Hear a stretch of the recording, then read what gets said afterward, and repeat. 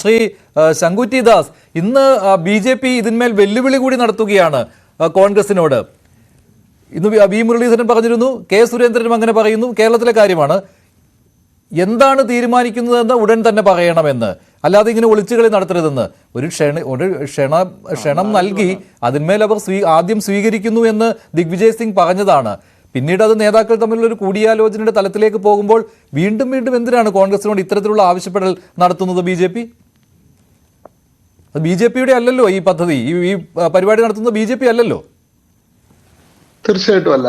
നോക്കൂ, ഇവിടെ എക്സ്പോസ്ഡ് ആവുന്നത് എന്താണ്? നിങ്ങൾ ഈ ചർച്ച കൊണ്ടുപോകുന്നത് കോൺഗ്രസിന് ഒരു പൊളിറ്റിക്കൽ ഗെയിനോ അല്ലെങ്കിൽ ഒരു പൊളിറ്റിക്കൽ ലോസോ ഉണ്ടാവാൻ സാധ്യതയുള്ള ഒരു വിഷയത്തിലെ തന്ത്രപരമായിട്ട് എന്ത് നിലപാട് സ്വീകരിക്കണം എന്ന് പറയുന്ന ഒരു പൊളിറ്റിക്കൽ ക്വസ്റ്റ്യൻ ആയിട്ടാണ്. ഇത് അടിസ്ഥാനപരമായിട്ട് ഐഡിയോളജിക്കൽ ക്വസ്റ്റ്യൻ ആണ്. കോൺഗ്രസിന്റെ കമ്മിറ്റ്മെന്റ് ആണ് ഇവിടെ ചോദ്യം ചെയ്യപ്പെടുന്നത്. നോക്കൂ, ശ്രീരാമൻ എന്ന് പറയുന്നത് BJPയുടെ സ്വകാര്യ സ്വത്തല്ല. അത് ഈ രാജ്യത്തെ ഹിന്ദു സമൂഹത്തിന്റെ ശ്രദ്ധാമൂർത്തിയാണ്. ഈ രാജ്യത്തിന്റെ സനാതന സംസ്കാരത്തെ രണ്ടക്ഷരത്തിലേക്ക് ചുരുക്കിയാൽ അതാണ് രാമൻ. അതുകൊണ്ടാണ് രാമോ വിഗ്രഹവാൻ ധർമ്മ എന്ന് രാമായണത്തിൽ പറയുന്നത്. ധർമ്മത്തിന്റെ വിഗ്രഹരൂപമാണ് രാമൻ എന്നാണ് സങ്കല്പം. ആ രാമന്റെ രാമായണ പ്രകാരം തന്നെയുള്ള ജന്മസ്ഥാനമാണ് അയോധ്യ.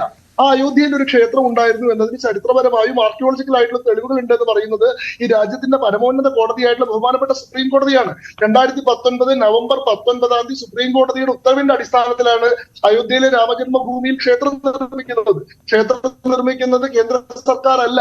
ആ ക്ഷേത്ര നിർമ്മാണത്തിന് വേണ്ടി പ്രത്യേകമായിട്ട് തയ്യാറാക്കിയിട്ടുള്ള രാമജന്മഭൂമി തീർത്ഥ ന്യായ ട്രസ്റ്റ് എന്ന് പറയുന്ന ആ ഒരു ട്രസ്റ്റ് ആണത് നിർമ്മിക്കുന്നത്. അവർ ആ ക്ഷേത്ര നിർമ്മാണം നടത്തി അവർ സമൂഹത്തിലെ വിവിധങ്ങളായിട്ടുള്ള ബഹുമാനപ്പെട്ടിട്ടുള്ള സംഘടനകളുടെ പ്രതിനിധികളെ വിളിക്കുന്നു. ബഹുമാനപ്പെട്ട പ്രധാനമന്ത്രി ക്ഷണമുണ്ട്, പ്രതിപക്ഷ പാർട്ടിയിലെ പല ആളുകൾക്കും ക്ഷണമുണ്ട്. ഇവിടെ കോൺഗ്രസിനെ സംബന്ധിച്ചിടത്തോളം ആ ക്ഷണം സ്വീകരിക്കാനും സ്വീകരിക്കാതിരിക്കാനും ഒരു ബിംബിഷ്ടം ഉണ്ടാവുന്ന സാഹചര്യം എന്താണ്? കാരണം അവിടേക്ക് പോയി കഴിഞ്ഞാൽ മുസ്ലിം വോട്ട് ബാങ്കിനെ പിണക്കേണ്ടി വരും എന്നുള്ള ഭയം അവരെ അലട്ടിയിരിക്കുന്നു.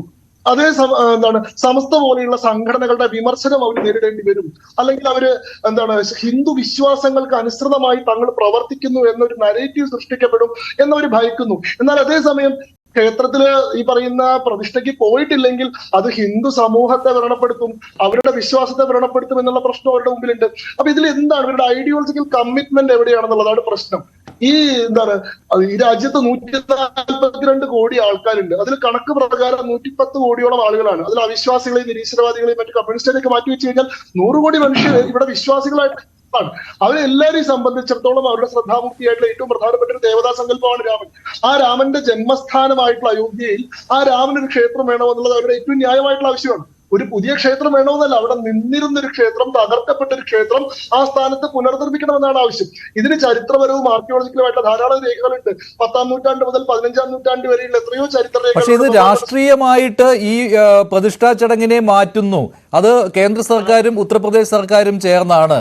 ഇതാണ് ഈ എതിർപ്പിനുള്ള കാരണമായിട്ട് പറയുന്നത്. അവിടെ CPM-ന്റെ വാർത്താക്കുറിപ്പ്, പോളിറ്റ് ബ്യൂറോയുടെ വാർത്താക്കുറിപ്പിൽ ഇത് കൃത്യമായിട്ട് അവർ എന്തുകൊണ്ട് പങ്കെടുക്കുന്നില്ല എന്ന കാരണവും വ്യക്തമാക്കുന്നുണ്ട്. കോൺഗ്രസ് അതിന് കാരണം ഇതുവരെ പറഞ്ഞിട്ടില്ല എങ്കിലും, വേണോ വേണ്ടയോ എന്ന് തീരുമാനിച്ചിട്ടില്ല എങ്കിലും CPM ഇക്കാര്യത്തിലൊരു നിലപാട് സ്വീകരിച്ചിട്ടുണ്ട്. അതിൽ കൃത്യമായിട്ട് പറയുന്ന ഈ രാഷ്ട്രീയ ഉദ്ദേശത്തോടു കൂടി ഇങ്ങനെ ഒരു പരിപാടി സംഘടിപ്പിക്കുന്നു എന്നാണ്. അവിടെ ഈ പ്രധാനമന്ത്രിയുടെ സാന്നിധ്യം വരുന്നു, അത് പ്രധാനമന്ത്രിയുടെ ഒരു ഷോയാക്കി മാറ്റുവാനുള്ള ശ്രമമായിരിക്കും ഉണ്ടാവുക. ഇതൊക്കെ കണ്ടറിഞ്ഞുകൊണ്ടാണ് അവർ വിട്ടുനിൽക്കുന്നത്. അപ്പോൾ കോൺഗ്രസിന്, നിങ്ങൾ ശരിയാണ് താങ്കൾ പറയുന്ന, നേരത്തെ ഇവിടെ ചർച്ചയിൽ പങ്കെടുത്ത ലാലൊക്കെ പറഞ്ഞതുപോലെ കോൺഗ്രസിന് ചില പ്രശ്നങ്ങളുണ്ട് ഇക്കാര്യത്തിലൊരു തീരുമാനം എടുക്കുന്നതിന്. അതിന് ആ സമയത്ത് തന്നെ നിങ്ങൾ കോൺഗ്രസിനോട് ആവർത്തിച്ച് ആവശ്യപ്പെടുന്നു. അതൊരു രാഷ്ട്രീയമായ അറ്റാക്കാണല്ലോ നടത്തുന്നത്. ഈ ക്ഷണം നടത്തിയിരിക്കുന്നത് ട്രസ്റ്റാണ്, ക്ഷണം നൽകിയിരിക്കുന്ന ട്രസ്റ്റാണ്. പക്ഷെ നിങ്ങളാണ് കോൺഗ്രസിനോട് പറയുന്നത് തീരുമാനമെടുക്കൂ എന്ന്. ഞങ്ങൾ ഏത് സാഹചര്യത്തിലാണ് കോൺഗ്രസിനോട് അത് പറയുന്നത്? കോൺഗ്രസ് ഞങ്ങൾ വളരെ സന്തോഷപൂർവ്വം ആ ക്ഷണം സ്വീകരിക്കുന്നു എന്ന് ദിഗ്വിജയ് സിംഗ് പറയുന്നു.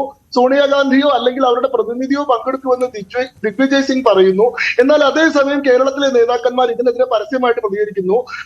കെ മുരളീധരനെ പോലെയുള്ള ആളുകൾ പോകരുത് എന്നതാണ് ഞങ്ങളുടെ നിലപാട്, കോൺഗ്രസ് പൂർണ്ണമായിട്ട് വിട്ടു നിൽക്കണമെന്നാണ് ഞങ്ങളുടെ നിലപാട്, അത് AICC അറിയിക്കുമെന്ന് പറയുന്നു. കെ സുധാകരൻ AICC ആണ് ആ കാര്യത്തിൽ നിലപാടെടുക്കേണ്ടതെന്ന് പറയുന്നു. ശശി തരൂർ ഞങ്ങൾക്ക് അങ്ങനെ പെട്ടെന്നൊരു നിലപാടെടുക്കാൻ സാധിക്കില്ല, ഞങ്ങൾക്ക് ആവശ്യമായിട്ടുള്ള സമയം തരുമെന്ന് പറയുന്നു. അതേസമയത്ത് ഇവിടെ സമസ്തയെ പോലെയുള്ള മതസംഘടനകൾ കോൺഗ്രസ് ആ പരിപാടിക്ക് പോയി കഴിഞ്ഞാൽ അവർക്ക് കടുത്ത തിരിച്ചടി തിരിച്ചടി നേരിടേണ്ടി വരും എന്ന മുന്നറിയിപ്പ് കൊടുക്കുന്നു. ഇവരുടെ വെല്ലുവിളിയെ, ഇവരുടെ ഭീഷണിയെ ഭയന്നിട്ട് കോൺഗ്രസ് ഒരു തീരുമാനം എടുക്കാൻ കഴിയാണ്ട് ഞങ്ങൾ പോകുമോ ഇല്ലയോ എന്ന് വ്യക്തമായി പറയാൻ പോലും വി ഡി സതീശൻ ആവർത്തിച്ചുള്ള ചോദ്യങ്ങൾക്ക് ശേഷം സാധിക്കുന്നില്ല. ഈ ഡയലേമയിൽ ഇവർ നിൽക്കുമ്പോൾ ഇവരുടെ ഹിപ്പോക്രസി, ഇവരുടെ ഇരട്ടത്താപ്പ് എക്സ്പോസ് ചെയ്യുന്നതിന് വേണ്ടിയിട്ടാണ് BJP ഈ വിഷയത്തിൽ ഒരു നിലപാട് ചോദിക്കുന്നത്. അതല്ലാതെ BJPയുടെ ആവശ്യമല്ല കോൺഗ്രസ്സുകാർ ആ പരിപാടിയിൽ പങ്കെടുക്കണമെന്ന്. പക്ഷേ ഇത് തന്നെ ആയിരുന്നില്ലേ BJPയുടെ ആവശ്യവും ലക്ഷ്യവും? അത് തന്നെയല്ലേ ശ്രീ ശങ്കുറ്റി ദാസ്? ഇങ്ങനെ ഒരു പത്മവ്യൂഹത്തിൽ കോൺഗ്രസ് അകപ്പെടണം, അതുകൊണ്ട് തന്നെയല്ലേ ഈ ക്ഷണം? കോൺഗ്രസ് മാത്രമല്ല, മറ്റു പാർട്ടികളും, ഇന്ത്യ മുന്നണിയിലെ മറ്റു പാർട്ടികളും ഇങ്ങനെ ഒരു വിഷമവൃത്തത്തിൽ അകപ്പെടണം. അത് തന്നെയായിരുന്നല്ലോ BJPയുടെ ലക്ഷ്യവും. അത് സാധിച്ചെടുക്കുകയും ചെയ്തു. ഇതെങ്ങനെയാണ് BJPയുടെ ഒരു നടപടിയായി മാറുന്നത്? അതാണ് എന്റെ അടിസ്ഥാനപരമായിട്ടുള്ള ചോദ്യം. നോക്കൂ, ഇത് രാജ്യത്തെ സംബന്ധിച്ചിടത്തോളം ഏറ്റവും പ്രധാനപ്പെട്ട, ഏറ്റവും നിർണായകമായിട്ടുള്ള ഒരു ചരിത്ര സന്ദർഭമാണ്. രാജ്യത്തെ നയിക്കുന്ന പാർട്ടിക്കോ ആ സർക്കാരിനെ നയിക്കുന്ന പ്രധാനമന്ത്രിക്കോ ചടങ്ങിൽ നിന്ന് വിട്ടു നിൽക്കാൻ സാധിക്കില്ല. നിങ്ങൾക്ക് ഓർമ്മയുണ്ട്, 1951 സോമനാഥ ക്ഷേത്രത്തിന്റെ പ്രതിഷ്ഠ നടന്നത്. ജുനാഗഡ് എന്ന് പറയുന്ന ഇന്ത്യൻ സ്റ്റേറ്റ് ഇന്ത്യൻ യൂണിയനിൽ ചേരണോ പാകിസ്ഥാൻ യൂണിയനിൽ ചേരണോ എന്ന് അറിയാതെ ഇൻഡിപെൻഡന്റ് ആയി നിൽക്കുന്ന സമയത്ത് ആ സ്റ്റേറ്റിനെ ഇന്ത്യയിൽ ലയിപ്പിക്കാൻ വേണ്ടി സർദാർ വല്ലഭായ് പട്ടേൽ ജുനാഗഡിന് കൊടുത്തിട്ടുള്ള പ്രോമിസ് ആയിരുന്നു, നിങ്ങൾ ഇന്ത്യൻ സ്റ്റേറ്റിൽ ചേർന്ന് കഴിഞ്ഞാൽ സോമനാഥ ക്ഷേത്രം ഇന്ത്യൻ ഗവൺമെന്റ് പുനർനിർമ്മിച്ചു തരൂ എന്നുള്ളത്. എന്താ പറയുക, ബഹുമാന്യനായിട്ടുള്ള മഹാത്മാഗാന്ധിയുടെ നേതൃത്വത്തിലാണ് സോമനാഥ ക്ഷേത്രത്തിന്റെ പുനർനിർമ്മാണത്തിന് വേണ്ടിയിട്ടുള്ള പ്രവർത്തനങ്ങൾ ആരംഭിക്കുന്നത്. ഗാന്ധിയുടെ മരണശേഷം സർദാർ വല്ലഭായ് പട്ടേലാണ് ആ പ്രവർത്തനങ്ങൾ ഏറ്റെടുക്കുന്നത്. അതിനുശേഷം ജവഹർലാൽ നെഹ്റു മന്ത്രിസഭയിലെ മന്ത്രിയായിരുന്ന KM മുൻഷിയാണ് സർദാർ വല്ലഭായ് പട്ടേലിന്റെ മരണത്തിന് ശേഷം സോമനാഥ ക്ഷേത്രത്തിന്റെ പണി പൂർത്തീകരിക്കുന്നത്. അന്നത്തെ ഇന്ത്യൻ രാഷ്ട്രപതിയായിട്ടുള്ള ഡോക്ടർ രാജേന്ദ്ര പ്രസാദാണ് ആ ക്ഷേത്രത്തിലെ പ്രാണപ്രതിഷ്ഠ കർമ്മം നിർവഹിക്കുന്നത്. കാരണം അത് ആ രാജ്യത്തിന്റെ ചരിത്രത്തെ സംബന്ധിച്ചിടത്തോളം ഏറ്റവും പ്രധാനപ്പെട്ട ഒരു സന്ദർഭമായതുകൊണ്ട് ആ കാര്യത്തിൽ നിന്ന് ഗവൺമെന്റിനോ അല്ലെങ്കിൽ മന്ത്രിസഭയിലെ പ്രതിനിധികൾക്കോ വിട്ടു നിൽക്കാൻ സാധിക്കും. നെഹ്റുവിന്റെ നിലപാട് താങ്കൾക്ക് അറിയാമല്ലോ. നെഹ്റുവിന്റെ നിലപാട് എന്തായിരുന്നു താങ്കൾക്ക് അറിയാമല്ലോ. നെഹ്റുവിന്റെ നിലപാട് എന്തായിരുന്നു എന്നുള്ളതല്ല, ആ പരിപാടിയിൽ അന്നത്തെ രാജ്യത്തിന്റെ പ്രസിഡന്റ് ആയിട്ടുള്ള ഡോക്ടർ രാജേന്ദ്ര പ്രസാദ് പങ്കെടുത്തിട്ടുണ്ടോ എന്നുള്ളതാണ് ഞാൻ പറഞ്ഞത്. അന്നത്തെ നെഹ്റു മന്ത്രിസഭയിലെ മന്ത്രിയായിരുന്ന ഡോക്ടർ KM മുൻഷിയാണോ ആ ചടങ്ങിന് നേതൃത്വം കൊടുത്തത് എന്നുള്ളതാണ്. കാരണം ഇതൊരു വളരെ പ്രധാനപ്പെട്ട പൊളിറ്റിക്കൽ ജംഗ്ഷനാണ്, ഒരു ഹിസ്റ്ററിക്കൽ ക്വസ്റ്റ്യൻ ആണ്.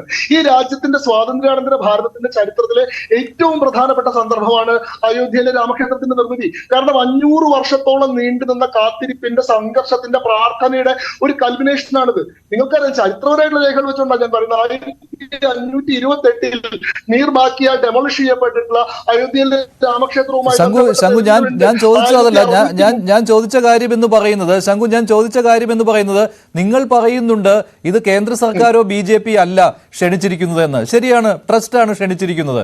പക്ഷെ അവിടെ ഈ ക്ഷണം സ്വീകരിക്കണോ വേണ്ടയോ എന്ന കാര്യത്തിൽ തീരുമാനമെടുക്കാൻ നിൽക്കുന്ന ഒരു പാർട്ടിയോട് BJP ആണ് ആവശ്യപ്പെടുന്നത്, നിങ്ങൾ ആ ക്ഷണം സ്വീകരിച്ചില്ലെങ്കിൽ ഇന്നതാണ് സംഭവിക്കാൻ പോകുന്നത്, നിങ്ങൾ ഭൂരിപക്ഷ സമുദായത്തെ അവഹേളിക്കുകയാണ് ചെയ്യുന്നത്, അപമാനിക്കുകയാണ് ചെയ്യുന്നത് തുടങ്ങിയ കാര്യങ്ങൾ ഉന്നയിച്ചുകൊണ്ട് അവരെ സമ്മർദ്ദത്തിലാക്കുന്നത് നിങ്ങളാണ്. അപ്പോൾ ഈ ക്ഷണത്തിന് പിന്നിലും ആരാണെന്ന് ഗണിച്ചു നോക്കേണ്ട ആവശ്യമില്ലല്ലോ. ശ്രീ മഞ്ജുഷ്, അങ്ങേക്ക് എന്റെ പോയിന്റ് മനസ്സിലാവുന്നില്ല. അങ്ങ് എന്നെ 2 മിനിറ്റ് ഇടവേള ഇല്ലാതെ സംസാരിക്കാൻ അനുവദിക്കുമെങ്കിൽ അത് വ്യക്തമാവും. കാരണം ഞാനിത് ആവർത്തിച്ച് പറയാൻ ശ്രമിക്കുകയാണ്, അങ്ങ് ഇടപെടുകയാണ്. ഞാൻ പറയുന്ന പോയിന്റ്, ഇവർ പങ്കെടുക്കാതിരിക്കുന്നുണ്ടെങ്കിൽ എന്താണ് അതിന്റെ കാരണം എന്നുള്ളതാണ്. ഇവർക്ക് BJPയോടോ RSSനോടോ ഹിന്ദുത്വയോടോ എതിർപ്പുണ്ടെങ്കിൽ രാമജന്മഭൂമിയിലെ രാമക്ഷേത്രത്തിന്റെ പ്രതിഷ്ഠാവേളയിൽ നിന്ന് അവർ എന്തിനു പിന്തിരിഞ്ഞു നിൽക്കണം? ഈ രാജ്യത്തെ 100 കോടി ജനങ്ങളുടെ വിശ്വാസമൂർത്തിയായിട്ടുള്ള രാമനോട് ഇവർക്ക് എന്താണ് എതിർപ്പ്? രാമായണത്തിനോട് ഇവർക്ക് എന്താണ് എതിർപ്പ്? അയോധ്യയിൽ രാമജന്മഭൂമിയിൽ നിർമ്മിക്കുന്ന ക്ഷേത്രത്തോട് ഇവർക്ക് എന്താണ് എതിർപ്പ്?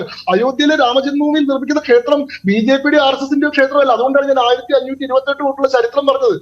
ഇനി അങ്ങനെ ചരിത്രം പറയുകയാണെങ്കിൽ സുപ്രീം കോടതിയുടെ ജഡ്ജ്മെന്റിൽ പറയുന്നുണ്ടല്ലോ, സിഖ് മതസ്ഥാപകനായിട്ടുള്ള ഗുരു നാനാക്കിന്റെ ഔദ്യോഗികമായിട്ടുള്ള 3 ജീവചരിത്ര കൃതികളിലും അദ്ദേഹം അയോധ്യയിലെ ക്ഷേത്രം സന്ദർശിച്ചതുമായി ബന്ധപ്പെട്ട രേഖകളുണ്ട്. നമ്മുടെ തമിഴ്നാട്ടിലുള്ള വൈഷ്ണവ ആഴ്വാർമാർ 5-ാം നൂറ്റാണ്ട് മുതൽ 8-ാം നൂറ്റാണ്ട് വരെ ജീവിച്ചിട്ടുള്ള 12 ആഴ്വാർമാരുടെ 108 ദിവ്യദേശ പ്രബന്ധങ്ങളിൽ ഒരു ക്ഷേത്രമായിട്ട് തിരു അയോധ്യ എന്ന പേരിൽ അയോധ്യ പറയുന്നത്. അപ്പൊ അവിടെ ഒരു ക്ഷേത്രം ഉണ്ടായിരുന്നു, ആ ക്ഷേത്രം തകർക്കപ്പെട്ടു. അതിന്റെ മുകളിൽ ആർക്കിയോളജിക്കൽ സർവേ നടന്നു 1976. ആ 76ലെ സർവേയിൽ എന്ത് കണ്ടുപിടിച്ചു? 12ഓളം തൂണുകൾ, പള്ളിയുടെ 12ഓളം തൂണുകൾ ക്ഷേത്രത്തിന്റെ അവശിഷ്ടങ്ങളാണ്. 263 ടെറാക്കോട്ട ഐഡൽസ്, ദേവതമാരുടെ, മനുഷ്യന്മാരുടെ, മൃഗങ്ങളുടെ ഒക്കെ 263 ഐഡൽസ് അവിടെ നിന്ന് കണ്ടെടുക്കപ്പെട്ടു. വിഷ്ണു ശിലാഫലകം കണ്ടെടുക്കപ്പെട്ടു. അപ്പൊ ഒരു ടെമ്പിൾ സ്ട്രക്ചർ അതിന്റെ താഴെ നിൽക്കുന്നുണ്ടെന്ന് ആർക്കിയോളജിക്കൽ സർവേ വളരെ കൃത്യമായിട്ട് 1976-ലും 2003-ലും ഫൈൻഡ് ചെയ്തു.